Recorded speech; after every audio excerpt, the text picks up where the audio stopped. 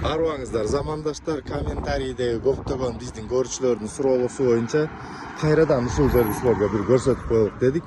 Мынакей Борбордук стадионунун сыртында заборлору коюлуп, жасалып калган кез.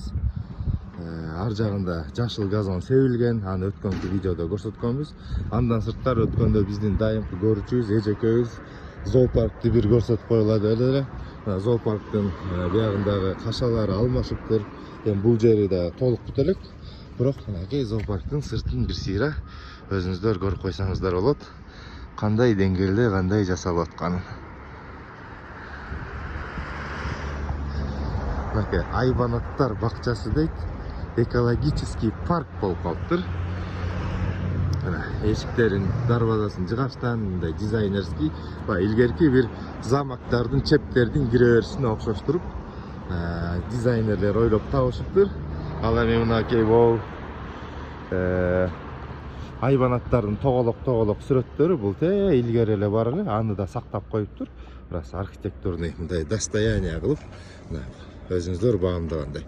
Ошол достор, зоопаркыбыз жасалып атат, стадионубуз жасалып атат. Кудайым буйрса, Каракол өнүгүү жолунда жалпы өнүгүүгө салым кошкон биздин муниципалитетке, ажообузга чоң рахмат. Андан сырткары ушул мынакей өнүгүүгө ар бир жарандын салым кошуусу, бул ушул жасалган нерселерди сындырып кетпей, талкалап кетпей, пайдыгер карабоо, ошол силерге биздин чоң салымыңар болот. Баарыңарга рахмат.